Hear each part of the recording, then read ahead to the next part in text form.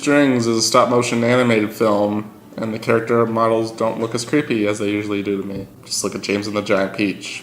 I had nightmares about that. So Kubo is a storyteller who uses a shamazine. Yes, I looked up the actual name of the instrument he plays in the movie.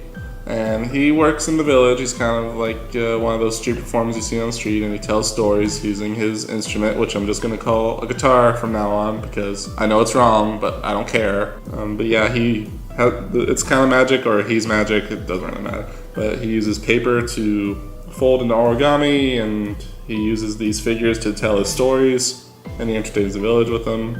And he also takes care of his mom, who kind of has mental issues after hitting her head on a big rock. So Kubo's mom was a god or something, an angel, they don't really explain it. She fell in love with a warrior named Hanzo, not the Overwatch character.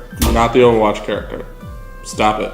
Don't think about it. Kubo's mom fell in love with Hanzo, and the mom and her sisters, they didn't like that, so they went after them and they took Kubo's eye, and now the story kicks off. It's kind of a complicated plot, but it really doesn't matter because the movie is kind of a road movie.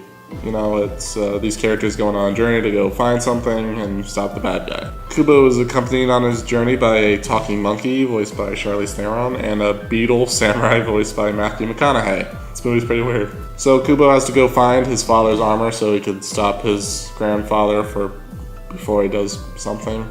It's not really clear. This is where the problems come in because I really enjoyed this movie a lot, first off. Okay, the animation is beautiful, it's gorgeous, I like the characters a lot.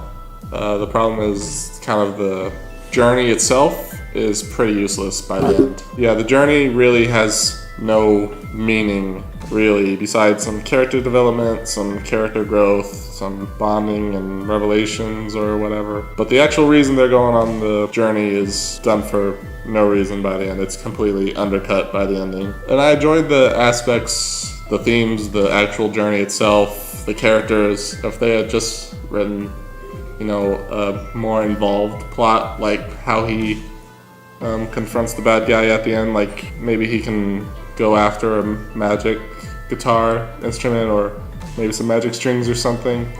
But this armor plot really does nothing. This movie's themes also become muddled throughout. Like, the movie's about storytelling and being a part of stories and how your stories carry on, memories, how memories are stories, things like that. It all gets pretty messed up in there. But the main villain's goals have nothing to do with the themes in the movie, really. They make no sense in the ending confrontation. Like, the way Kubo confronts the bad guy doesn't follow with what he's learned over his journey. And the main bad guy's goals have really nothing to do with what Kubo learned, so the ending confrontation just kind of leaves you, oh, what, you're doing this? What? Why are you using this to fight this and this to confront that? It doesn't make a lot of sense. A perfect example is Harry Potter. Harry Potter defeats Voldemort with the power of love, basically. And the power of love is set up throughout the series from the very first book. Harry's mom protected him with the power of love, and that's what keeps Harry from being better than Voldemort. That's how he defeats him. This movie doesn't look like that. That's kind of a nitpick though, because like most road movies, most journey movies, it's not about the destination, it's about the journey. And the journey itself, really good, really entertaining. Very, very beautiful visuals. Like, this is the best looking animated movie I've seen in quite a while. So, sorry, Sausage Party and your 45-minute food orgy. I'd rather watch this an infinity amount of times before I even think about you again. Completely top-notch animation. This is the first Leica film I've ever seen. They made Coraline and Paranorman, I think. I haven't seen those, but I'll probably watch them eventually. Don't take my complaints too much to heart because this is really a fun, engaging movie, and it's really for all ages. There's nothing like too dark for kids. It's a really good family movie, even though the themes become muddled a bit and the confrontation left me a bit unsatisfied. But see this instead of Sausage Party, please. Bye.